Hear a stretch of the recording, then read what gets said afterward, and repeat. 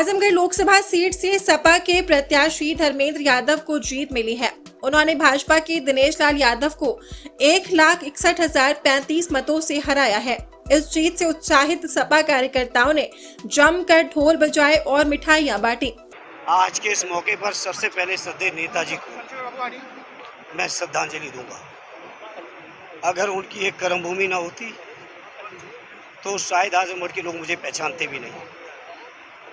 RD राष्ट्रीय अध्यक्ष जी का मैं हृदय से आभार व्यक्त करता हूँ, धन्यवाद देता हूँ।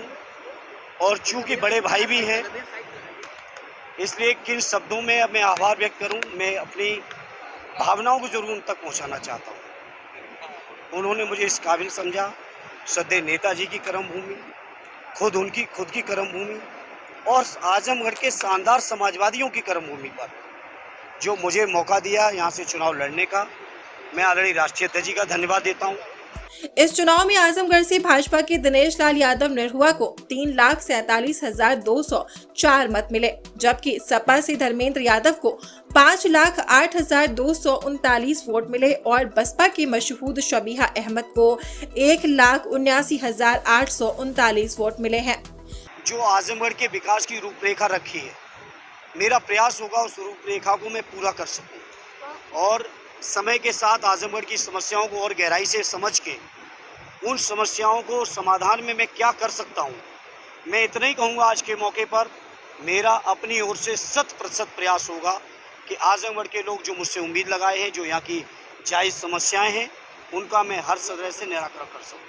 आजमगढ़ लोकसभा सीट के लिए भाजपा से दिनेश लाल यादव और सपा से धर्मेंद्र यादव चुनाव मैदान में रहे।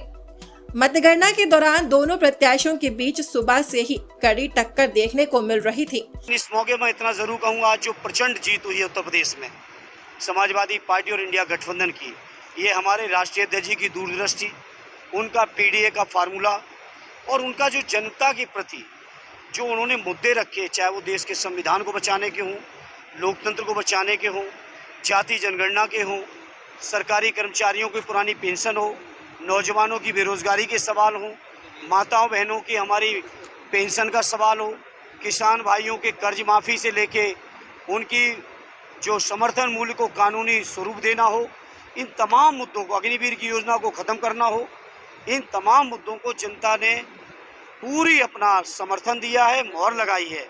और मैं उम्मीद करता हूँ हमारे राष्ट्रीय अध्यक्ष जी जनता के बीच किए हुए सभी वादों को पूरा करके देंगे।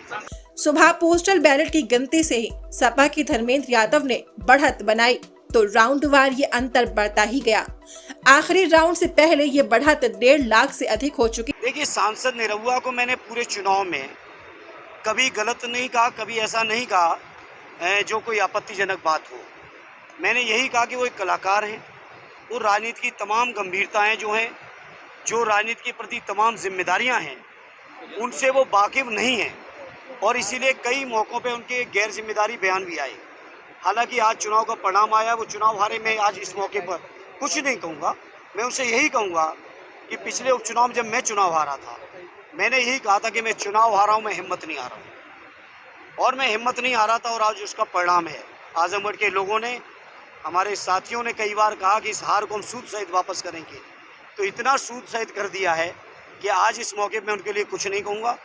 उनका भविष्य उज्जवल हो, हमारे कोई ऐसी दुर्भावना नहीं उनके लिए थी। दोपहर में ही जीत की सुगंध मिलते ही सपा कार्यालय पर ढोल ताशे बजाकर सपाई झूमने लगे। इस दौरान उनके द्वारा जमकर मिठाइयां भी बांटी गईं। मैं आजमगढ़ के लोगों के प्रति मैंने बोला, मैं कृतज्ञ हूँ। मेरे पास शब्द नहीं है कि मैं किन शब्दों में आभार व्यक्त करूँ, क्योंकि नेताजी ने रिश्ते बनाए, पीढ़ियों के रिश्ते, जज्बाती रिश्ते हैं। लोगों ने बहुत मखौल भी उड़ाया कि आते नहीं हैं, जाते नहीं हैं, आए नहीं, गए नहीं, कई इटावा के रहने वाले हैं कि यहाँ के हैं कि वहाँ के। लोगों को नहीं पता है कि आजमगढ़ के लोगों के और हमारे परिवार के कितने गहरे रिश्ते हैं, कितने गहरे हैं, इसका एहसास लोगों को आज हो गया होगा। और मैं कहूँगा, जो नेताजी ने रिश्ते बनाए, माननीय अखिलेश जी ने जो आगे बढ़ाए, मैं प्रयास करूँगा। हालांकि मैं बहुत छोटा हूँ उम्र में, मैं कद में छोटा हूँ, उम्र में छोटा हूँ, लेकिन मैं कोशिश करूँगा उस गंभीरता को, उस भावनाओं का मैं अच्छा सा पालन कर सकूं। ये मेरा प्रयास होगा।